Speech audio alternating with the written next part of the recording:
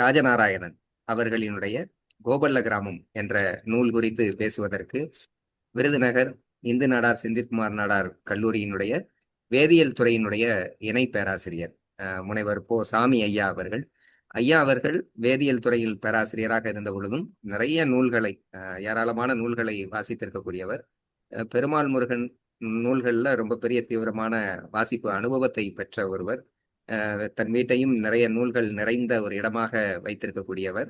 இந்த நிகழ்ச்சியினுடைய ஒருங்கிணைப்பாளராகவும் செயல்பட்டு கொண்டிருக்கக்கூடிய சாமி ஐயா அவர்கள் விருதுநகர் செந்தில்குமார் நாடார் கல்லூரியில் நான் மாணவராக இருக்கின்ற பொழுது ஐயா பேராசிரியராக இருந்தவர். இப்பொழுதும் தொடர்ந்து அந்த பேராசிரியராக இருந்து நிறைய நூல்களை வாசித்து வருகின்றார். ஐயா அவர்களை கோபல்ல கிராமம் நூல் குறித்து பேச வருமாறு அன்போடு அழைக்கின்றேன். அனைவருக்கும் வணக்கம். என்னை இந்த விருதை விருட்சம் இணையவழி நிகழ்வுக்கு அறிமுகம் செய்த பேராசிரியர் வினோத் ஐயா அவர்களுக்கு முதற்கனே நன்றியை தெரிவித்துக் கொள்கிறேன். அடுத்ததாக எனக்கு முன்னால் நூலக மனிதர்கள் குறித்து பேசிய ஒரு நூல், நான் அப்படித்தான் சொல்லுவேன் அம்பாள் ஆர் முத்துமணி ஐயா அவர்களை. ஏனென்றால் அவர்களுடன் பேசிக் கொண்டிருக்கும் போதே தெரியும் அவர் எவ்வளவு படித்திருக்கிறார், இன்னும் எதையெல்லாம் படித்துக் கொண்டிருக்கிறார், நம்மை எதையெல்லாம் படிக்க தூண்டுகிறார் என்று. ஆகவே நான் அவரை வாழும் நூல் என்றே சொல்லலாம். நாம் அப்படிப்பட்ட ஒரு அருமையான பேச்சை நாம் கேட்டோம்.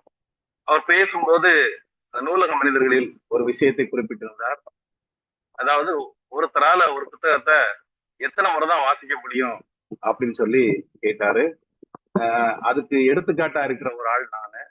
அப்படி இந்த கோபல்ல கிராமம் புத்தகத்தை வந்து பல முறை வாசிச்சு அதை நோக்கி வியந்த ஒரு ஆசிரியர் நான். இந்த புத்தகத்தில் உள்ள நிறைய நிகழ்வுகளை நான் என்னுடைய வகுப்புரைகளுக்கு கொண்டு போயிருக்கிறேன். ஆனால் இதுதான் ஒரு முதல் முறையா அந்த புத்தகத்தை முழுமையா வந்து நான் பெற்ற அனுபவங்களை, நான் அந்த புத்தகத்தை விமர்சிக்கிற அளவுக்கு நான் பெரிய விமர்சகர்லாம் கிடையாது. நான் இந்த புத்தகத்திலிருந்து பெற்ற அனுபவங்களை வந்து உங்களுக்கெல்லாம் இந்த மாமன்றத்தில் எடுத்து சொல்ல வேண்டும் என்று பேராவலுடன் எனது உரையை தொடங்குகிறேன். உரையை தொடங்குவதற்கு முன்னால் வந்து இந்த புத்தகத்துக்கு பேரே கோபல்ல கிராமம். கோபல்ல கிராமம். இந்த கோபல்ல கிராமம் எழுதியது வந்து ராஜநாராயணன். இந்த புத்தகத்து தலைப்பிலே கோபல்ல கிராமத்திலே ராஜநாராயணன் அப்படிங்கிற அவருடைய பெயர் வந்து இருக்குது. அவர் வந்து இலக்கிய உலகத்தால கீரா அப்படின்னு தான் அறியப்படுறாரு. இந்த புத்தகத்துக்கு மேலே எழுதியிருக்கிறாங்க, தமிழின் மிகச்சிறந்த முதல் 10 நாவல்களில் முதன்மையான நாவல் இது அப்படின்னு சொல்லிட்டு. ஏன் அப்படி சொல்றாங்கன்னு சொன்னா, அது ஏன் அப்படி சொல்றாங்கன்னு தெரிஞ்சுக்கணும் தான் நம்ம கீராவை பத்தி முதல்ல கொஞ்சம் தெரிஞ்சுக்கணும். ஒரு நிமிடம். கீரா என்ற இலக்கிய உலகில் அறியப்படும் ராஜநாராயணன் ஒரு புகழ்பெற்ற தமிழ் எழுத்தாளர். கரிசல் இலக்கியத்தின் தந்தை என்று போற்றப்படுபவர். இவருடைய இயற்பெயர் ராயங்குல ஸ்ரீ கிருஷ்ணராஜ நாராயண பெருமாள் ராமானுஜ நாயக்கர். இவர் பிறந்த தேதி அடுத்த வாரம் தான் அவர்களுடைய பர்த்டே, 16/9/1922. கோயில்பட்டிக்கு அருகே இருக்கிற இடைசெவல் என்ற கிராமத்துல பிறந்து விவசாயம் பண்ணவர். விவசாயம் செய்து கொண்டே வந்து ஒரு சிறந்த எழுத்தாளராக விளங்கியவர் தான் கீரா அவர்கள். இவருடைய 30 வயதில் எழுத ஆரம்பித்தார். 99 வயது வரைக்கும் எழுதியிருக்கிறாரு. அதாவது அவர் மறைந்தது வந்து 17/5/2021 தன்னுடைய 99வது வயதில் இருக்கிறார். அந்த 99 வயது வரைக்குமே வந்து அவரு திறம்பட எழுதியிருக்கிறார். அவர் எழுதிய நூல்களுள் ஒரு சில மட்டும் மிக முக்கியமான நூல்கள்: மாயமான், கதவு, கரிசல் கதைகள், கொத்தை பருத்தி, கோபல்ல கிராமம், கோபல்லபுரத்து மக்கள், நாட்டுப்புற கதை களஞ்சியம், கரிசல் அகராதி எனும் வட்டார வழக்கு அகராதி போன்ற 30க்கும் மேற்பட்ட நூல்களை இவர் தமிழ் உலகிற்கு தந்திருக்கிறார். இவருடைய நூல்களில் எல்லாம் கரிசல் மண்ணும் அங்குள்ள மக்களின் வாழ்வும் வாழ்வாதாரமும் அவர்களுடைய நம்பிக்கையையும் பொறுத்தே அமைந்திருக்கும். இவரது கோபல்லபுரத்து மக்கள் அப்படிங்கிற நாவலுக்கு 1991 வருடம் வந்து சாகித்ய அகாடமி விருது கிடைச்சது. அது மட்டுமில்லாது இவர் வந்து தமிழ் இலக்கிய சாதனை விருது, ஊவேசா விருது, இலக்கிய சிந்தனை விருது 1979, தமிழ் வளர்ச்சி ஆராய்ச்சி மன்ற விருது 1971, மா சிதம்பரம் விருது 2008, மனோன்மணியம் சுந்தரனார் விருது 2017-17 ஆண்டுக்குரியது, தமிழ் இலக்கிய சாதனை விருது 2016. இந்த விருதை இவருக்கு வழங்கியது வந்து கனடா தமிழ் இலக்கிய தோற்றம் வழங்கிய விருது இது. மேலும் சார்ந்தோம் பண்பாட்டு கிறிஸ்தவ சங்கம் இவருக்கு சிறந்த எழுத்தாளர் விருதை 1990 வழங்கி சிறப்பித்தது. இதெல்லாம் இவருக்கு கிடைத்த விருதுகள். ஆனால் இதில் முத்தாய்ப்பாக ஒரு விஷயம் இருக்கிறது. கோவை விஜயா வாசகர் வட்டம் மற்றும் சக்தி மசாலா நிறுவனம் ஆண்டுதோறும் சிறந்த தமிழ் எழுத்தாளர்களுக்கு கீரா என்று இவர் பெயரில் ஒரு விருது வழங்கி வருகிறது. அந்த விருதுக்காக அவர்கள் வழங்கும் பரிசு தொகை வந்து 5 லட்சம். அப்போ எப்படிப்பட்ட ஒரு எழுத்தாளர் இந்த கீரா அப்படிங்கிறத நாம தெரிஞ்சுக்கலாம். இந்த கீரா அவர்கள் எழுதின கோவல்லபுரத்து மக்கள் அப்படிங்கிற நாவலுக்கு வந்து சாகித்ய அகாடமி விருது கிடைச்சது. இந்த கோவல்லபுரத்து மக்கள் நாவலை வந்து எனக்கு வந்து அறிமுகம் பண்ணது வந்து பிக் பாஸ் நிகழ்ச்சி பாக்குறப்போ உலகநாயகன் கமலஹாசன் அவர்கள் வந்து இந்த புத்தகத்தை வந்து பரிந்துரைத்தார், கோவல்லபுரத்து மக்கள். நானும் அந்த ஆர்வத்துல வந்து கோவல்லபுரத்து மக்கள் புத்தகம் வாங்கிட்டேன். அந்த புத்தகத்தை வாங்கி வாசிக்க ஆரம்பிச்சேன். அந்த புத்தகத்துல 2 பகுதியா இருக்கும்.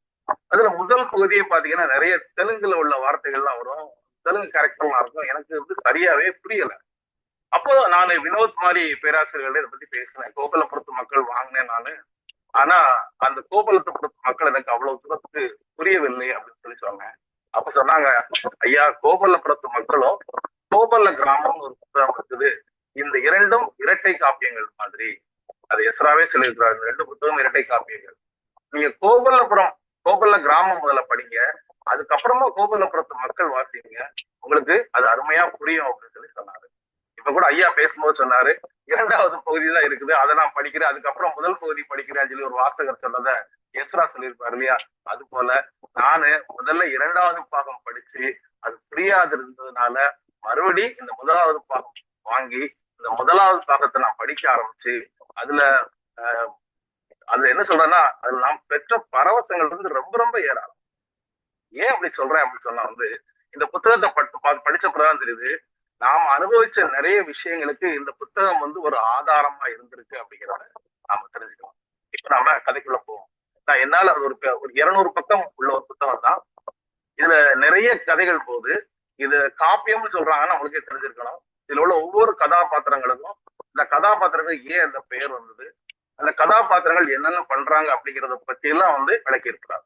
இப்ப இன்னைக்கு ஒரு தமிழ் சினிமா எடுத்துட்டோம்னா அதுல ஒரு கதாநாயகனை வந்து இன்ட்ரோடியூஸ் பண்றதுக்கு பயங்கரமான ஒரு காட்சி அமைப்புகள்லாம் இருக்கும். ஆனா இங்க ஹீரா வந்து அந்த கோவல்ல கிராமமா இருக்கட்டும், அந்த கோவல்ல கிராமத்துல இருக்கிற கோட்டையார் வீடா இருக்கட்டும், அந்த வீட்டுல உள்ள மனிதர்களா இருக்கட்டும், அந்த ஊர்ல உள்ள மனிதர்களா இருக்கட்டும், ஏன் அந்த கதையில உள்ள ஒரு சிறு கதாபாத்திரமா இருந்தா கூட ஏன் அந்த கதாபாத்திரம் அங்க வருது அப்படிங்கிறதுக்கான ஒரு விவரிப்பு கொடுத்துருப்பாரு பாருங்க. அது அவ்வளவு அருமையா இருக்கும். அந்த விவரிப்பை படிக்கிறப்போ நாம அந்த கிராமத்துக்குள்ளே போய் அந்த கதைக்குள்ளே நம்ம பயணிக்கிறது போல இருக்கும். என்ன இப்படி சொல்லிட்டே இருக்கிறீங்களே, கதையை கொஞ்சம் சொல்லுங்களேன், நீங்க கேட்கறது எனக்கு அழகா கேட்குது. இந்த கதை வந்து முதல்ல கோவல்லபுரத்து கிராமத்துடைய விடியல்ல ஆரம்பிக்குது. இந்த கோவல்லபுரத்து கிராமம் வந்து கட்டபொம்மன் காலம் இருக்கு இல்லையா, கட்டபொம்மன் காலத்துக்கு 100 ஆண்டுகளுக்கு முன்னதாகவே வந்து ஆந்திராவிலிருந்து கோவில்பட்டி பகுதியில வந்து குடியேறிய கம்மவர் நாயக்கர்கள் அப்படின்னு சொல்றோம் இல்லையா, அந்த வகுப்பினருடைய வரலாற்றை பத்தி, அவர்கள் எப்படி அங்கிருந்து குடிபெயர்ந்து இங்க குடியமர்ந்தாங்க அப்படிங்கிற விஷயத்த வந்து அழகா பேசுது இந்த நாவல்.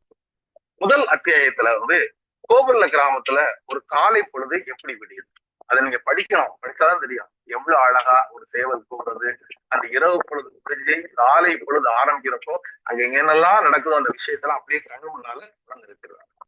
அந்த கிராமத்தை நிறுத்திட்டு அதுல மேலத்தெருன்னு ஒரு இடம் இருக்குது.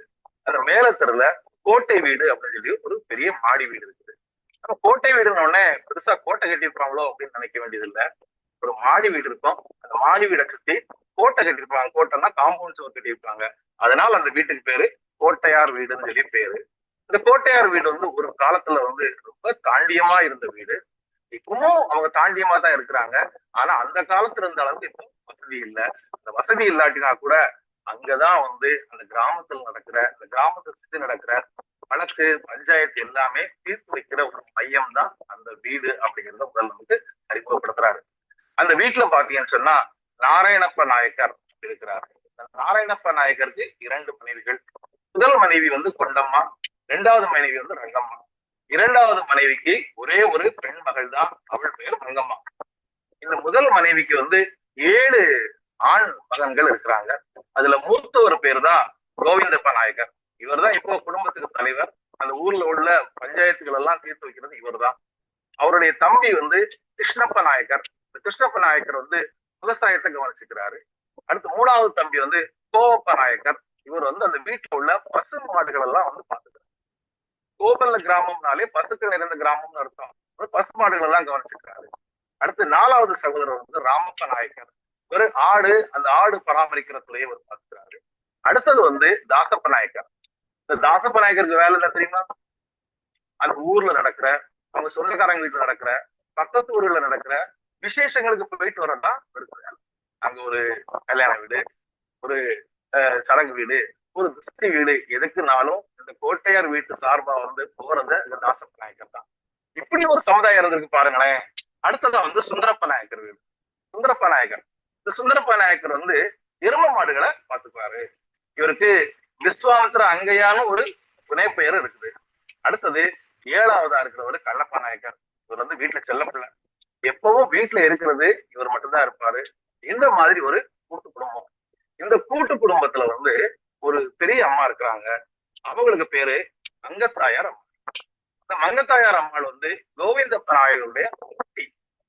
இந்த மங்கத்தாயார் அம்மாள் இருக்காங்க இல்லையா, அவங்களுக்கு வயது வந்து 137 ஆகுது.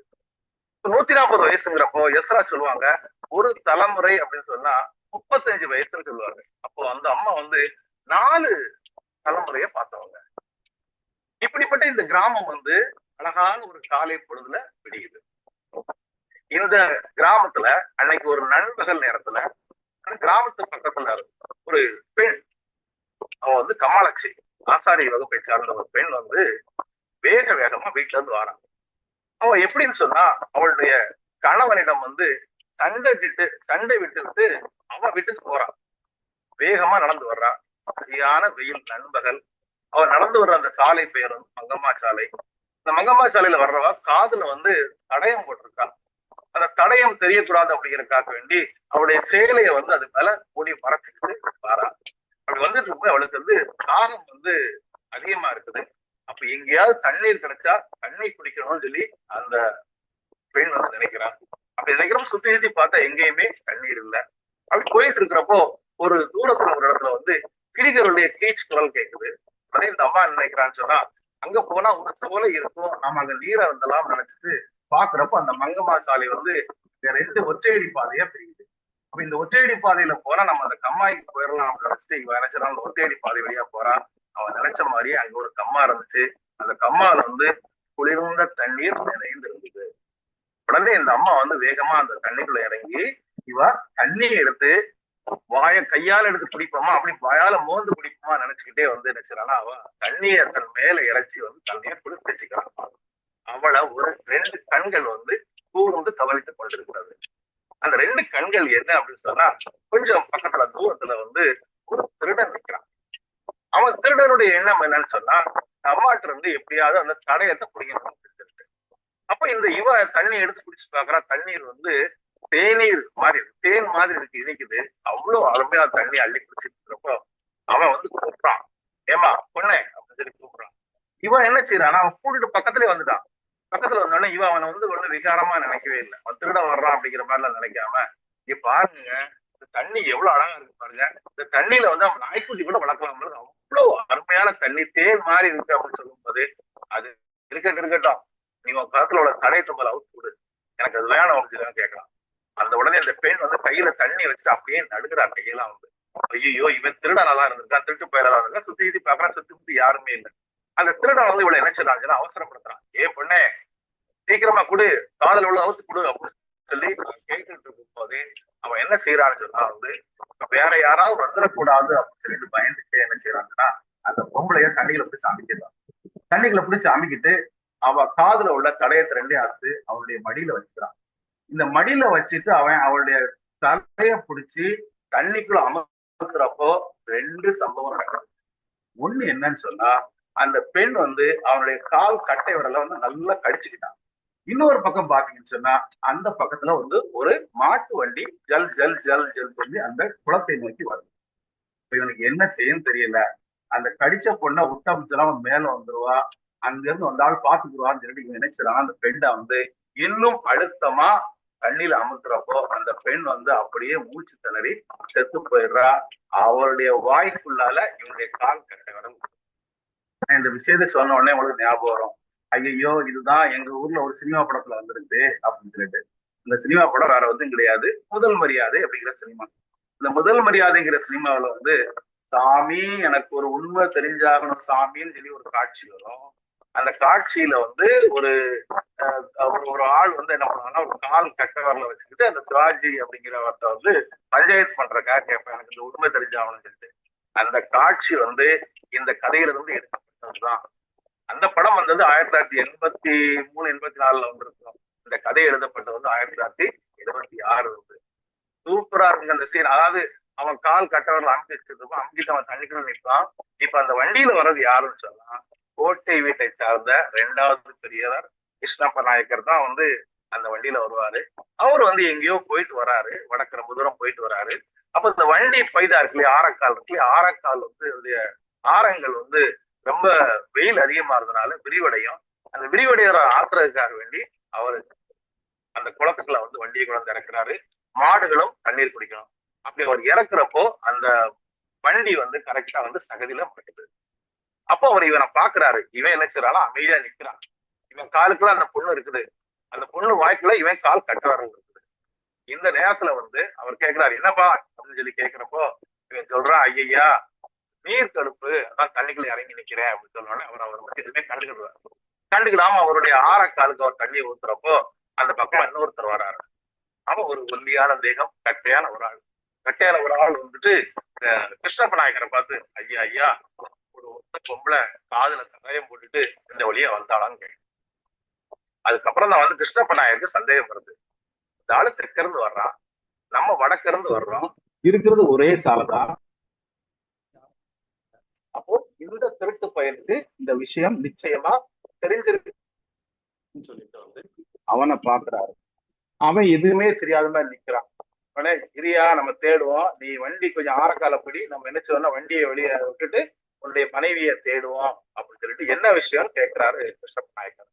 அதுக்கு அந்த ஆசாரி சொல்றாரு, இவர் வீட்டுல சின்னதா ஒரு செலவு கோவிச்சுட்டு அவன் அம்மா வீட்டுக்கு போறேன்னு சொல்லிட்டு வந்துட்டா, காட்டுக்குள்ள ஒத்தையா மதியான வெயிலோட வர்றானேன்னு சொல்லிட்டு நான் தேடி வருவேன், ஏன் என் பொம்பளை காணுமே அப்படின்னு சொல்லிட்டு அவன் பதறான் அந்த ஆளு. அப்ப இவங்க வண்டி ஆரக்கால் அப்படின்னு தள்ளுறதுக்கு நினைக்கிறப்போ வந்து அந்த ஆரக்கால் வந்து சகதிக்குள்ள மாட்டிக்கிறது. உடனே என்ன செய்யறாங்க, கிருஷ்ணப்ப நாயக்கர் மறுபடியும் மேலும் சப்போர்ட்டுக்காக வேண்டி இந்த திருடனை கூப்பிடுறாரு, ஏய் நீ இங்க வா, நம்ம சேர்ந்து வண்டியை தள்ளு அப்படின்னு சொல்லி சொன்ன உடனே வரல. வராம அவன் என்ன செய்யறாங்கன்னா ஓடவும் முடியாது, ஓடுனா அவன் மேல வந்துருவா. அப்ப என்ன செய்யன்னு தெரியாம இருக்கிறப்போ கிருஷ்ணப்ப நாயக்கர் கோவம் வந்துடும். அவரு கோவம் வந்த உடனே அந்த வண்டியில உள்ள சட்டத்தை எடுத்து அவனை நோக்கி அடிக்கிறதுக்காண்டி போடுறாரு. அவன் விலகிடுறான். அடி தப்பி அவன் கீழே கரையில வந்து விழுறான். கரையில வந்து விழுறான், கால் மேல வருது. கரையில வந்து விழும்போது அவன் இடுப்புல கட்டி இருந்த அந்த வேட்டியில இருந்த தடயம் வந்து 2 வெளியே வந்து விழுது. அந்த தடயம் விழுந்த உடனே ஆசாரி அங்கே அடிச்சுட்டு, ஆசாரி தெரிஞ்சு போச்சு நம்ம பொண்டாட்டியை காலி பண்ணிட்டான்னு சொல்லிட்டு அப்படியே அவன் மேல வர்றான். அவன் மேல வர்றப்போ அவனுடைய வாய்க்குள்ள இவன் கட்ட வரல் இருக்குது. உடனே கிருஷ்ணப்ப நாயக்கர் அவனை ஒரு அடி அடிச்சுட்டு, வங்கின்னு சொல்றாங்க, வங்கினா கத்தி, இடுப்புல இருந்த கத்தி எடுத்து அவன் கால் கட்ட வரல அறுத்துட்டாரு. அறுத்து அவன் ரத்தத்துல வந்து ஓலமிடுறான். ஓலமிட்டவனை பிடிச்சி அந்த வண்டியுடைய ஆரக்கால கட்டி வண்டியை வெளியே கொண்டு நிப்பாட்டிட்டு இவர் பாக்குறாரு, அந்த பெண் வந்து அப்படியே மறந்து கிடக்குறான். அவன் வாய்க்குள்ள கடிச்ச கரும்பு வாய்க்குள்ள இருக்கிற மாதிரி வந்து கட்ட வரல் இருக்குது. அவன் சிரிச்ச நிலையிலே அவன் இறந்து போயிருக்கிறான். அவன் குணத்தை பார்த்து வந்து அவன் கணவன் வந்து ஓலமிட்டு ஓன்னு அழுறான். உடனே கிருஷ்ணப்ப நாயக்கர் சொல்றாரு, டேய் நான் அவன் வண்டி ஆரக்கால கட்டி வச்சிருக்கிறேன், நீ பாத்துக்கோ, அவனையும் பாத்துக்கோ பணத்தையும் பாத்துக்கோ, நான் ஊருக்குள்ள போய் ஆள்களை கூட்டிட்டு வரேன்னு சொல்லிட்டு அவர் என்ன செய்யறாருன்னா வேகமா போறாரு. அப்போ ஒரு அழகா சொல்லுவா அந்த பெண்ணே சொல்லுவோம், நான் ஈருசிரிக்காரியா அப்படின்னு. ஈருசிரிக்காரின்னா வந்து அந்த பொண்ணு கர்ப்பமா இருக்கிறாங்கிற விஷயத்த தெரியாமல அவளை கொண்டிருப்பான். இப்போ இங்க வீட்டை காட்டுறாங்க. வீட்டுல வந்து கோவிந்தர நாயக்கர் உட்கார்ந்து இருக்கிறாரு. அவர் பக்கத்துல ஊர் குடும்பம்னா அவன் எல்லா வேலையும் செய்வான். அதுவும் இல்லாம அவன் வந்து ரொம்ப திறமைசாலின்னு சொல்லி அவனை பத்தி பயங்கரமா வெறிப்பார் வந்து ஹீரா அவர்கள் வந்து. அப்போ அவன்கிட்ட வந்து அவன் இருக்கிற நேரத்துல வந்து தம்பி வந்து கத்தியில ரத்த காய்ந்த கத்தியோட வந்து அண்ணன் கிட்ட நடந்த விஷயத்த நான் சொன்னோடனே அண்ணன் என்ன சொல்லுவாருன்னா, நீ வந்து ஊர்ல உள்ள ஆள்களை எல்லாம் கூட்டிட்டு பஞ்சாயத்துக்கு வந்துரு, குடும்பா நீ நேர எங்க போறன்னா அந்த வண்டி பக்கத்துல போயிட்டு அவனே அந்த பயலை அந்த ஆசாரி எல்லாத்தையும் நீ பஞ்சாயத்துக்கு கூட்டு வந்துரு அப்படின்னு சொல்லி அண்ணங்காரர் வந்து ஆர்டர் போட்டுருவாரு. இது நடந்துகிட்டு இருக்கிற நேரத்துல வந்து ஊர் குடும்பம் வெளியில போறேன், திரும்பி வருவோம். வந்துட்டு ஐயா இன்னைக்கு நம்ம ஊருக்கு ராத்திரி வந்து தீபத்தத்தை வச்சு திருடர்கள் வராங்களா திருடர்கள் வராங்களா அப்படின்னு தகவல் வந்திருக்குன்னு சொல்லுவாரு. சரி அதையும் கவனிக்கணும் அப்படின்னு சொல்லிட்டு அப்போ இந்த கதையை வந்து 2 தளத்துல பயணிக்க ஆரம்பிச்சோம். ஒண்ணு, நிகழ்காலத்துல ஒரு கொலை நடந்திருக்குது, கொலை வழக்குக்கு வந்து இவர் வந்து தீர்ப்பு சொல்லணும். அதே சமயத்துல அந்த இரவு வந்து கோகுல கிராமத்துக்கு வந்து திருடர்கள் வரப்போறாங்க, அந்த திருடர்களை சமாளிக்கலாம். இந்த 2ஐயும் எப்படி சமாளிச்சாங்கிறது அடுத்த கதை போகும். இதுக்கிடையில வந்து கோவிந்த நாயக்கர் இருக்கிறார் இல்லையா, இந்த கோவிந்த நாயக்கர் என்ன பண்ணுவாருன்னா அப்பப்போ வந்து மங்கள தாயாரை போய் பார்ப்பாரு. மங்கள தாயாரை பார்த்துட்டு என்ன பண்ணுவாருன்னு சொன்னா பாட்டிகிட்ட வந்து விவரம் கேட்பார். கூட்டிகிட்ட வந்து நம்ம ஊர் எப்படி உருவாச்சுன்னு சொல்லி கேட்பார். இந்த ஒவ்வொரு தடவையும் வந்து அந்த ஊர் உருவான கதையை சொல்லும் போது பாட்டி வந்து ஓலமிட்டு அழுவா, அவளுடைய முகபாவனைகள்லாம் வேற மாதிரி போறாங்க. ஆனா என்னதான் இருந்தாலும் அந்த கதையை திரும்ப திரும்ப கோவிந்த நாயக்கர் கேட்பாரு. அது அந்த பாட்டியும் சலிக்காம சொல்லுவாங்க. இவங்க சொல்றப்போ இவங்க கூட நிக்கிறவங்க எல்லாம் வந்து சிலர் கேலி பண்ணுவாங்க, சிலர் அந்த விஷயத்த கவனிப்பாங்க. எந்த விஷயம் நடந்தாலும் மங்க தாயார் வந்து கடைசியில வந்து என்ன பண்ணுவாங்கன்னா ஒரு பாட்டோட அழுதுதான் அந்த கதையை முடிப்பாங்க. அப்போ கேக்குறாரு நம்ம கிராமம் எப்படி வந்துச்சு அப்படிங்கிற ஒரு அர்த்தம் போடுற மாதிரி கொஞ்சம் கடந்த காலத்துக்கு அந்த கதை போறப்போ வந்து மங்கத்தாயார் வந்து எனக்கு அப்போ வயது 9. எனக்கு ஒன்று விட்ட சகோதரி ஒருத்தி இருந்தா, அவ பேரு சென்னாதேவி. சென்னாதேவி அப்படின்னு சொன்னா வந்து அவ நம்ம குல சாமி. அவ்வளவு ஒரு அழகு அந்த பெண் வந்து. அவளுக்கு அழகுன்ன உடனே அவங்க அப்பாக்காரர் வந்து என்ன செய்யறாங்கன்னா பொண்ணுக்கு வந்து பெரிய பிள்ளை ஆக போறா, அவளுக்கு வந்து ஒரு மாணிக்க மாலை செய்யணும் அப்படின்னு சொல்லிட்டு என்ன செய்யறாங்க ஒரு வியாபாரிகளை வீட்டுக்கு அழைக்கிறாங்க. அந்த வியாபாரிகள் ஏற்கனவே கம்பு கற்கள் சொல்றாங்க. கம்பு கற்கள்னா மாணிக்க கற்கள் வச்சிருக்கிறாங்க. இதுல இவங்க அப்பா இருக்காரு சென்னாதேவியுடைய அப்பாவுக்கு வந்து அந்த சிவப்பு பாக்குறது நல்லாவே தெரியும். அப்ப அவர் என்ன செய்யறாருன்னா அவங்களை அழைச்சி தன்னிட்ட இருக்கிற கம்பு கற்களையும் காட்டுறாரு. காட்டினோட அந்த ரத்ன வியாபாரிகள் சொல்றாங்கன்னா நீங்க இந்த கற்களை எங்க வாங்குனீங்க, இது ரொம்ப விலை உயர்ந்த கற்கள் சொல்லிட்டு புலங்காகித அடைதாங்க. அப்போ வந்து சென்னாதேவியோட அப்பா சொல்றாரு இது வந்து எங்க மூதாதையர் காலத்துல வந்தது அப்படின்னு சொல்லிட்டு பேசிட்டு அவங்க போயிடுறாங்க. அவங்க போறப்போ அதுல உள்ள பெரிய ஒரு ஆள் வந்து என்ன செய்றாருன்னா சென்னாதேவியோட அழகு. சென்னாதேவியோட அழகு வந்து ஒரு தெய்வீக அழகு. இதை பத்தி சொல்லும்போது மங்கத்தாயார் வந்து இன்னொரு கிளை கதையையும் சொல்லுவோம். என்ன சொல்லுவாங்கன்னா ஒரு தடவை இவங்களும் மங்கத்தாயாரும் சென்னாதேவியும் வந்து பல்லக்கில் வரும்போது திருடர்கள் வரும். அந்த பகுதியில திருடர் பயம் அதிகம். அதுலயே பெரிய திருடன் யாருன்னா மல்லையா அப்படிங்கிற திருடன். இது நடக்கிற இடம் வந்து ஆந்திர பிரதேசம், இன்டீரியர் ஆந்திர பிரதேசம். அந்த மல்லையா திருடனே வந்து திருடன் வந்து இந்த பல்லக்க நிப்பாட்டி கீழே இறங்க சொல்றான். இறங்க சொல்றப்போ வந்து சென்னாதேவி கீழே இறங்கின உடனே அந்த திருடன் சென்னாதேவியை பார்த்தானோ இல்லையோ உடனே அவனுடைய இடைவாளை எடுத்து கீழே சுருகி அவன் மண்டியிட்டு அவங்கள வணங்கி அவனுடைய ஆட்களை விட்டு இந்த காடு தாண்டுற வரைக்கும் இந்த 2 பிள்ளைகளையும் பத்திரமா கொண்டு விட்டுட்டு வா அப்படின்னு சொல்லி படைத்தானா. அந்த அளவுக்கு ஒரு தெய்வீக குணம் உள்ள ஒரு பொண்ணு வந்து சென்னாதேவி. அது அந்த ரத்ன வியாபாரியில ரத்ன வியாபாரம் பண்ண வந்தவங்க வந்து இஸ்லாமியர்கள், இவர் வந்து துலுக்கர்கள்னு சொல்றாரு. அவங்கள ஒரு பெரியவர் வந்து வாழ்த்துற மாதிரி பண்ணிட்டு போயிட்டாரு. இன்னும் கொஞ்ச நாள் கழித்து வந்து நினைக்கிறாங்க இன்னும் கொஞ்சம் பேர் வர்றாங்க. அவங்களும் மாணிக்க வியாபாரிகள் சொல்லிட்டு வராங்க. அவங்க ஒரு மாணிக்க மாலையை செஞ்சு வச்சிருக்கிறாங்க. அந்த மாணிக்க மாலைய பேரம் பேசுறாரு சென்னாதேவியோட அப்பா வந்து பேரம் படியல. அப்ப அவங்க பாட்டி வச்சு இருக்கிறா. அந்த பாட்டி சொல்றா பேரம் படியலாம் என்னடா அந்த மாலையை நம்ம பிள்ளைக்கு போட்டு அழகு பார்ப்போம் அப்படின்னு சொல்றான். அப்படி அழகு பார்க்கணும்னு சொல்லும்போது இல்லம்மா வாங்கினா தான் அந்த மாலையை வச்சு நம்ம போட்டு பார்க்கணும், நம்மளாம் வாங்கப்படுறது இல்லையே அப்புறம் எதுக்கு நம்ம மாலையை போட்டு பார்க்கணும்னு அப்பாக்காரர் சொல்றாரு. இருந்தாலும் பாட்டி சொல்றா இல்ல இல்ல என் பிள்ளை நான் போட்டு அழகு பார்க்கணும்னு சொல்லிட்டு அந்த மாணிக்க மாலையை போடுறாங்க. அவங்க அவ்வளவு அழகா வெளியிடுறா. அப்புறம் அவங்க போயிடுறாங்க வியாபாரிகள் வந்து. ஆனா வந்தது வந்து வியாபாரிகள் கிடையாது, அவங்க நவாப் மன்னருடைய ஆள்கள். அவங்க போய் என்ன செய்றாங்க அரண்மனையில சொல்லிடுறாங்க இப்படி ஒரு அழகான தேவதை ஒண்ணு இந்த கிராமத்துல இருக்கு. அப்போ அந்த நவாப்கள் இருக்காங்க இல்லையா அவங்களுக்கு எல்லாம் என்ன ஆசைன்னா யாரு அழகான பொண்ணா இருந்தாலும் அது வந்து அரசருக்கு தான் சொந்தம் சொல்லிட்டு என்ன செய்றாங்க அவங்க ஆளை வைக்கிறாங்க. ஆளை வந்து பெரிய பரிவாரங்களோட வராங்க. வந்து வீட்டை சுத்தி நிக்கிறாங்க. பாரா போட்டு வந்து இவங்க வீட்டுக்கு வந்துடுறாங்க. வந்துட்டு பேசுறாங்க. அப்போ இவர் வந்து சொல்றாரு அவங்க மன்னருடைய ஆடை ஆபரணங்கள் எல்லாமே கொடுத்து அனுப்பி இருக்கிறாங்க. அந்த மாணிக்க மாலையும் இருக்கு. அப்போ வந்து ஜனாதிபதியோட அப்பா பயப்படுறாரு. என் பிள்ளை அழகா இருக்குன்னு சொல்லி நான் ரொம்ப சந்தோஷப்பட்டேன். இப்பதான் தோணுது ஏன் என் பிள்ளை இப்படி அழகா பிறந்து சொல்லிட்டு அவங்க அப்பாவும் அம்மாவும் பாட்டியும் 3 பேருமே அழுதாங்க. ஆனா அது வேற வழியே கிடையாது. அப்போ அதுல வந்து ஒரு பெரியவர் ஒருத்தர் சொல்றாரு, நீ பாருப்பா, நீ சம்மதிச்சேன்னு சொன்னா இந்த பரிசு பொருள் எல்லாம் பெற்றுட்டு சந்தோஷமா கல்யாணத்தை முடிச்சு கொடுத்துடலாம். நீ சம்மதிக்கலனாலும் அவன் என்ன சொல்லுவான்னா அடிச்சு இந்த பொண்ணை தூக்கி போயிடுவான். அதனால எப்படியா இருந்தாலும் உனக்கு தான் கஷ்டம் அப்படின்னு சொல்லி யோசிச்சு சொல்லணும்னே பாட்டி மெதுவா வந்து அப்பாவை, அந்த சின்னாதேவியோட அப்பாவையும் அம்மாவையும் வந்து பூஜை அறைக்கு அழைச்சிட்டு போய் 3 பேரும் நம்ம அழுவாங்க. அழுது அதுக்கப்புறம் வந்து நாம என்ன செய்யறது, நம்ம எதுவா இருந்தாலும் 7 குண்டல ஓட்டாட்டம் வந்து நம்ம பூ போட்டு கேட்போம் அப்படின்னு சொல்லிட்டு நினைச்சாங்கன்னா ஒரு இலையில வந்து பிச்சி பூவையும் இன்னொரு இலையில வந்து செவ்வரளி பூவையும் வச்சு கட்டி பூ போட்டு பாக்குறாங்க, பூ கட்டி போட்டு பாக்குறாங்க. அந்த பூவை எடுக்கிறது மங்கத்தாயாரு, இப்ப இருக்கிற பூட்டி இருக்காலே பூட்டி தான் கூப்பிடுறாங்க. இவன் எடுத்து கொடுக்குற வெள்ளப்பூ, வெள்ளப்பூ கொடுத்த உடனே சமாதானமானது தான் வந்திருக்கு, நல்ல விஷயம் தான் வந்திருக்குது, அப்ப நம்ம கல்யாணம் பண்ணி கொடுத்துடலாம் பேத்தியாளர் சொல்லிட்டு இவங்க எல்லாரும் சம்மதிச்சு என்ன செய்றாங்கன்னா அரண்மனைக்கு போறாங்க. இவங்க எல்லாம் வந்தாங்கன்னா மறுநாள் கல்யாணம், விடிஞ்சா கல்யாணம். கல்யாணத்துக்கு முதல் நாள் என்ன செய்றாங்க, அரண்மனையை சுத்தி இவங்களுக்கு எல்லாம் தனியா ஒரு தாழ்வாரங்கெல்லாம் போட்டு தடபடலாம் வந்து இவங்களுக்கு கவனிக்கிறாங்க. அங்க பந்தி வேலைகள் நடந்துட்டு இருக்கு, சமையல் வேலைகள் நடந்துட்டு இருக்கு. அப்ப இவங்க கூட வந்தவங்க எங்க ஊர்ல இருந்து எல்லாருமே போயிருக்காங்க, ஒரு 60 70 பேர் இருக்கிறாங்க. 70 பேரை சுத்தி பாக்குறாங்க. பாக்குறப்ப பண்றது எங்க பார்த்தாலும் மணக்குது. அந்த மாதிரி இருக்கிற நேரத்துல வந்து செந்தாதேவிக்கு அந்த மன்னனுடைய பணியாட்கள்லாம் வந்து அலங்காரம் பண்ணிட்டு இருக்கிறாங்க. அந்த மாதிரி நடந்துகிட்டு இருக்கிறப்போ சுத்தி வர்றாங்க. சுத்தி வர்றப்போ அந்த ஒரு கூடையில ஒரு பெரிய பெட்டி இருக்குது, ஒரு சாதாரண கூடை. அந்த கூடையை திறந்து பாக்குறப்ப அந்த கூடைக்குள்ள வந்து ஒரு பசுமாட்டுடைய தலை இருக்கு. உடனே அந்த ஆள் கத்துறான், பாரியா பசுமாட்டுடைய தலை இருக்குது, இந்த பசுமாட்டை அடிச்சுதான் நம்ம விருந்து வைக்கிறான் இந்த துணுக்கைய அப்படின்னு ஒரு வார்த்தை சொல்லிட்டான். சொன்ன உடனே எல்லாதேவியுடைய பாட்டி இருக்கு இல்லையா, பாட்டி பதறிட்டு இருக்கு. பசுவை கொள்றதா, ஐயோ நம்ம இந்த இடத்துலயே இருக்கக்கூடாது, அதை கொண்டு வர்ற விருந்து நமக்கு வேண்டாம், நாம இந்த இரவோட இரவா எங்கேயாவது தப்பிச்சு போயிடணும் அப்படின்னு சொல்லிட்டு எல்லாரும் சேர்ந்து பிளான் பண்றாங்க. பிளான் பண்ணிட்டு எல்லாரும் வெளியே போறது மாதிரி அப்படியே கொஞ்சம் கொஞ்சமா போயிட்டு இந்த ஊரை விட்டு கடந்து போயிடும் சொல்லி நினைச்சாங்கன்னா ஊரை விட்டு தப்பிக்கிறாங்க. சென்னாதேவியும் அவருடைய அலங்காரத்தெல்லாம் கலைச்சு ஒரு இடத்துல போட்டுட்டு எல்லாரும் ஓடிடுறாங்க. ஓடி கொஞ்ச நேரத்துல பின்னாலே இவங்களை தீவெட்டி வச்சுக்கிட்டு பின்னாலே விரட்டுறாங்க. அவருடைய ஆட்கள் வந்து இவங்க வேக வேகமா ஓடுறாங்க. ஓடி கடைசியா வந்து ஒரு ஆத்தங்கரைக்கு வராங்க. அந்த ஆத்தங்கரையில ஒரு அதிசயம் நடக்குது.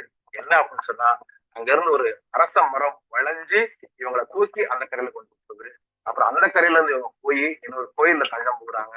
அந்த கோயில் உள்ள ஒரு அம்மன் வந்து இவங்களுக்கு அருள் கொடுத்து, அந்த அம்மன் வந்து பொட்டி அம்மன் சொல்லி சொல்றாரு. அவங்களுடைய பொட்டியையும் ஒரு கம்பையும் கையில கொடுத்து இதை நீ ஊருக்கு கொண்டு போ, நீ கொண்டு போய் பழச்சு வராங்க. தெற்கு நோக்கி வர்றாங்க. வர்ற வழியில திருப்பதி ஏழுமலையான வழி போடுறாங்க. அதுக்கடுத்து சிறங்கம் வர்றாங்க. சிறங்கம் வர்ற வழியில சென்னாதேவி நோய்வாய்ப்பட்டு அவ வயிறு வலி வந்து காய்ச்சல் வந்து வேதி வந்து அவ இறந்து போயிடுறா. அந்த துக்கத்தோட மறுபடியும் தெற்கு நோக்கி வந்து இப்போ இருக்கிற கோபல்ல கிராமம் வந்துடுறாங்க. அங்க வந்த உடனே இந்த பாட்டி இருக்கா இல்லையா, பெரிய பாட்டி, இந்த பாட்டிக்கு சாமி வந்துருது. சாமி வந்து அவர் சொல்றா, இந்த இடத்துல நம்ம இருக்க போறோம், இந்த இடத்துல நம்ம திருப்பம் சொல்லி என்ன செய்றாங்கன்னா அங்க இருக்கிற கள்ளிக்காடுகள் எல்லாத்தையும் அழிச்சு அதை கரிச்சு அதை எரிச்சு கரிசல் காடா மாத்தி அங்க விவசாயம் பண்றாங்க. விவசாயம் பண்றதுக்குனால கொஞ்ச நாள் அவங்க சின்ன சின்னதா வேட்டைகளை நடத்தி அந்த வேட்டையில வர்றத சாப்பிடுறாங்க. 60 70 பேர் வர்றாங்க. முதல்ல வர்ற வழியிலேயே ஒரு 4 5 பேர் இறந்து போயிடுறாங்க. இன்னும் 2 குடும்பங்கள் சண்டை போட்டு வேற எங்கேயோ போயிட்டாங்க. இவங்க வந்து அந்த பொட்டியம்மன் கோயிலையும் அங்க வச்சுட்டு அதுக்கப்புறம் இந்த இந்த இந்த இந்த கோபல்ல கிராமத்தை வந்து வளர்த்து இன்னைக்கு இவ்வளவு பிறந்திருக்கிறாங்க அப்படிங்கிற மாதிரி காட்டுறாங்க. காட்டிட்டு அடுத்ததா வந்து அந்த தீவெட்டி திருடர்கள் அன்னைக்கு நைட் அவங்க எதிர்கொள்வாங்க. எதிர்கொள்ளி தந்திரமா சாமர்த்தியமா அவங்க ஜெயிப்பாங்க. அது மட்டும் இல்லாம அந்த தீர்ப்புக்கு வருவாங்க. தீர்ப்புக்கு வரும்போது அந்த கள்ளன்ட்ட கேட்பாங்க. அந்த கள்ளன் எதுவுமே சொல்ல மாட்டான். எதுவுமே சொல்லணும்னு அவங்க என்ன சொல்லுவாங்கன்னா கழுமரத்துல ஏற்றவும் சொல்லுவாங்க. கழுமரத்துல ஏத்துறதுனா நிறைய மெத்தட் இருக்குது. இவன் 2 3 நாள் கழிச்சு சாகுற மாதிரி ஏற்றணும்னு சொல்லுவாங்க. அதுக்காக ஒரு மரம் செஞ்சு அந்த மரத்துல இவனை குத்தி மேல தூக்கி விட்டுருவான். அவன் ஊரை பார்த்து இல்லாம ஊரை விட்டு வெளியே நோக்கி இருக்கிற மாதிரி வச்சுட்டு அவனை அடிச்சு விட்டுட்டு வந்துருவாங்க. 2 காவல்காரங்க இருப்பாங்க. ஊர் நோக்கி இல்லாம ஊரை விட்டு அவன் வேற பக்கத்துல பார்த்துட்டு இருக்கிற மாதிரி. அப்ப முதல் நாள் அவன் உயிர் போகாது. அது திருடன் இப்போ வந்து அவன் வாழ்க்கையில் நடந்ததை ஒன்னொன்னையா நினைச்சு நினைச்சு நினைச்சு நினைச்சு கண்ணீர் விட்டுட்டு இருப்பான். அப்போ அந்த பகுதியில இருந்து ஒரு பச்சேரிங்கிற ஒரு கிராமத்துல இருந்து குழந்தைங்க வந்து அந்த பகுதிக்கு விளையாட வருவாங்க. விளையாட வருவாங்க. அந்த கழுவனை பார்த்து கழுமரத்துல ஏறின அந்த கல்லனை பார்த்து வந்து சிரிப்பாங்க. அப்ப அந்த கள்ளன் வந்து அந்த பிள்ளைகளை பார்த்து எனக்காக ஒரு பாட்டு பாடுங்களேன் அப்படின்னு சொன்னாலே இந்த குழந்தைங்க அவனை சுத்தி வந்து கும்மி பாட்டு பாடுவாங்க. அந்த கும்மி பாட்டு முடியும் அவன் உயிரும் போகும். அதுல திரும்பி அந்த பிள்ளைங்க வருவாங்க. அவங்க உயிர் போறவொடனே அந்த இடத்துல அவனை புதைச்சுருவாங்க. அவனுக்கு பக்கத்துல அந்த கம்மாளச்சியையும் வந்து புதைச்சிருப்பாங்க. அது எப்படி புதைக்கிறதுங்கிறத முதற்கொண்டு விலாவரியா அழகா சொல்லுவாரு கீழ ஐயா. புதைச்சிட்டு அதுக்கப்புறமா வந்து திரும்ப இந்த பிள்ளைங்களா வீட்டுக்கு வந்தாங்கல்ல, வீட்டுக்கு வந்ததுல ஒரு குழந்தைக்கு அன்றைக்கு இரவே வந்து காய்ச்சல் வந்து அந்த குழந்தை இறந்து போகும். இன்னொரு குழந்தைக்கு உடம்பு சரியில்லாம வரும். உடனே அந்த குழந்தையோட அம்மா என்ன பண்ணுவான்னு சொன்னா, கழுவா என் பிள்ளைய கொன்றாத, என் பிள்ளை பிழைச்சிக்கிச்சுன்னா நான் உனக்கு வந்து அவளுக்கு பிறக்கிற பிள்ளைக்கு கழுவன்னு பேர் வைக்கிறேன், பொம்பளை பிள்ளை பிறந்தா கம்மாளச்சின்னு சொல்லி பேர் வைக்கிறேன்னு சொல்லிட்டு அந்த கழுவனையும் அந்த கழுமரத்துல ஏறுறப்போ கூட அவன் என்ன செய்ய மாட்டான்னா ஒரு வார்த்தை பேச மாட்டான், எதுவுமே சொல்ல மாட்டான். அதெல்லாம் எல்லாம் கழுவை மாதிரி நிக்கிற அப்படின்னு சொல்லி சொல்லுவாங்க இல்லையா, அந்த வார்த்தை அங்கிருந்து வந்ததுதான் சொல்லி கீரா சொல்லுவாங்க. அந்த கழுவனையும் அந்த கம்மாளச்சியையும் வந்து அப்படியே தெய்வமா மாற்றிடுவாங்க. இதே நேரத்துல அவங்க வந்து அந்த அந்த அன்னைக்கு நைட் வர தீவெட்டி திருநர்களையும் வந்து வெற்றி கொண்டுருவாங்க. அதுக்கப்புறமா வந்து அந்த ஊருக்கு வந்து யார் வருவாங்கன்னா கும்பெனி ஆட்கள் வருவாங்க. கும்பெனி ஆட்கள்னா கிழக்கிந்திய கம்பெனில வந்து 2 பேரும் வந்து இனிமேல் உங்க ஊர் வந்து கும்பெனி ஆதிக்கத்துக்குள்ள வருது, அதுல கோவிந்தப்ப நாயக்கர் தான் மணியக்காரரா இருக்கணும்னு சொல்லிட்டு அவருக்கு மணியக்காரர் பட்டம் கொடுப்பாங்க. அப்புறம் அவர் ஏத்துக்கோ வேண்டாம்னு சொல்லும்போது தங்கத்தாயார் இருக்கா இல்லையா, பூட்டி இருக்கா இல்லையா, அவ போய் வந்து பூக்கட்டி போட்டு பார்ப்பான். பூக்கட்டி போட்டு பார்க்க மாட்டான். அவன் என்ன கேட்பான்னு சொன்னா, ஏயா இந்த பிரிட்டிஷ்காரங்களாம் வந்து அந்த நவாப் வந்து பொம்பளையில இது பண்ணாலும் அது மாதிரி ஏதாவது பண்ணிருக்கானான்னு கேட்பான். இல்லம்மா அப்படி எல்லாம் பண்ணலன்னா அப்படியே ஏத்துக்க வேண்டியதானு சொல்லி சொல்லுவாங்க. அப்போ வந்து அந்த நாவல்ல வந்து முதல்ல பாத்தீங்கன்னா பிரிட்டிஷ்காரன் வந்து அந்த மாதிரி தவறுகள் எல்லாம் பண்ணலங்கிற விஷயத்தையும் இவர் சுட்டி காட்டியிருப்பாரு வந்து. அப்புறம் அந்த கும்பெனி ஆட்கள் வந்து சரியான முறையில ஆளல அப்படிங்கிற விஷயத்த சொல்லிட்டு அந்த நேரத்துல வந்து அந்த கிராமத்துக்கு வந்து வெட்டுக்கிளி படையெடுப்பு வரும். அந்த வெட்டுக்கிளி படையெடுப்பு வர்றதுல வந்து அவ்வளவு கம்பம் கதிரெல்லாம் அது வெட்டி எறிஞ்சு போயிடும். நம்ம கிராமம் மறுபடியும் ரொம்ப பஞ்சமா போயிடும். நம்ம கோவிந்தப்ப நாயக்கர் அவருடைய இதுல இருந்து என்னெல்லாம் கொடுத்து அந்த மக்களை வந்து வாழ வச்சாருங்கிறத சொல்லுவாங்க. அந்நேரம் அவர் கும்பெனிக்கு வந்து திரும்ப திரும்ப தொடர்பு கொண்டு பார்ப்பாரு. அவங்க எந்த விதமான பதிலும் இருக்காது. அப்படி பதில் இல்லாம இருக்கிற நேரத்துல வந்து ரொம்ப விரக்தியோட கும்பெனி எதிர்க்கணும்னு நினைச்சிட்டு இருப்பாங்க. அந்த நேரத்துலதான் கட்டபொம்முடைய வந்து மரணம் நடக்கும். அதையும் பத்தி அந்த ஊர்ல அரசியல் பிரச்சலா பேசுவாங்க. பிரிட்டிஷ்காரனை எதிர்த்தோம்னா நம்மளையும் வந்து கொண்டுடுவோம் அப்படிங்கிற மாதிரி எல்லாம் பேசிட்டு இருக்கிற நேரத்துல வந்து மறுபடியும் வந்து பிரிட்டிஷ் ராணி ஆள் அனுப்புவாங்க. அப்போ வந்து அவங்க சொல்லுவாங்க வந்து இனிமே நீங்க கும்பெனி ஆதிக்கத்துல இருந்து ராணி விக்டோரியா ஆட்சிக்கு நீங்க மாற போறீங்க அப்படின்னு சொல்லி ஆங்கிலேயர் ஆட்சி வருதுன்னு அந்த மக்களுக்கு ஒரு இனம் புரியாத சந்தோஷம் வரும். என்ன சந்தோஷம் வரும்னு சொன்னா அவங்களுக்கு ராணி அப்படின்னாலே வந்து ராணி மங்கம்மா தான். மங்கம்மாவுடைய ஆட்சி மாதிரியே வந்து இந்த விக்டோரியா மகாராணியுடைய ஆட்சி இருக்கும் அப்படின்னு சொல்லிட்டு அவங்க நம்பிக்கையோட வந்து சம்மதிச்சாலே ஆகணும், வேற வழி கிடையாது அப்படி சொல்லிட்டு கணேச அவர் இப்படி பிடிப்பாரு. நாட்கள் செல்ல செல்ல அந்த நம்பிக்கை மெல்ல மெல்ல சிறிதமடைவதையும் அந்த கிராமத்து மக்களின் சுதந்திர ஆவேசம் வீறு போத்து நெருப்பாக இருப்பதையும் வெள்ளை ஆட்சி கண்டுகொள்ளவே இல்லை.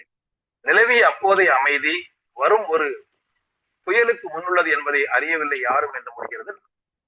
சூப்பரா பேசியிருப்பாருங்க. கடந்த காலம், நிகழ்காலம், அவங்களுடைய எதிர்காலம் ஆங்கிலேயர் கையில் எப்படி இருக்க போகிறது அப்படிங்கிற மாதிரி அழகா சொல்லியிருப்பாங்க இந்த கதையை சொல்லி ஹீரா. அந்த கதையை எனக்கு சொல்ல இந்த வாய்ப்பு அளித்த விருதை விருட்சத்துக்கு நன்றி சொல்கிறேன். நன்றி, வணக்கம். நன்றிங்கய்யா. ஒரு சிறப்பாக இந்த நாவல் குறித்து, ஏன்னா அது 3 காலத்தையும் உள்ளடக்கி இருக்கக்கூடிய ஒரு நாவல். எனவே கடந்த காலம், நிகழ்காலம், எதிர்காலம் என்கின்ற அந்த மக்களினுடைய வாழ்வியலை பேசுகின்ற நாவலை வாசிப்பில் தான் அடைந்த அலாதியான ஒரு அனுபவத்தை சாமி ஐயா அவர்கள் எடுத்துரைத்து பேசினார்கள். அவர் தொடங்கிய பொழுது கூறியது போலவே அது இரட்டை காப்பியமாக, என கதை தொடர்பாக இருக்கின்ற அந்த களம் இரண்டிலும் ஒன்றாக இருக்க, எப்படி சிலப்பதிகார படிமைகளையோ அதுபோல இந்த நூலையும் நாம் பண்பாட்டு ரீதியாக வாசிக்க முடியும். கதைக்குள் கொண்டு செல்கின்ற வகையிலும் திரைப்படத்தில் இருக்கக்கூடிய அந்த காட்சிகள் எல்லாம் இணைத்து காட்டி ஐயா அவர்கள் மிக சுவையாக எடுத்துரைத்து பேசினார்கள். சாமி ஐயா அவர்களுக்கு நன்றியை தெரிவித்துக் கொள்கிறோம். நன்றிங்க ஐயா. இன்றைய நாளில் நம்மிடையே நன்றிங்கய்யா 2 நூல் கருத்துரையாளர்களாக இணைந்து அம்பாள் ஆர் முத்துமணி ஐயா அவர்கள் நூலக மனிதர்கள் குறித்து மிக சுவைபட அந்த நூலை வாசிக்க தூண்டுகின்ற வகையில் எடுத்துரைத்து பேசினார்கள். ஐயா அவர்களை தொடர்ந்து சாமி ஐயா அவர்களும் கோபல்ல கிராமம் குறித்து, ஏன்னா அந்த நாவலினுடைய பண்பாட்டு ரீதியான விஷயங்களை எல்லாம் தொட்டுக்காட்டி மிக அழகாக பேசினார்கள். ஐயா அவர்களுக்கும் நன்றி. இந்த இணை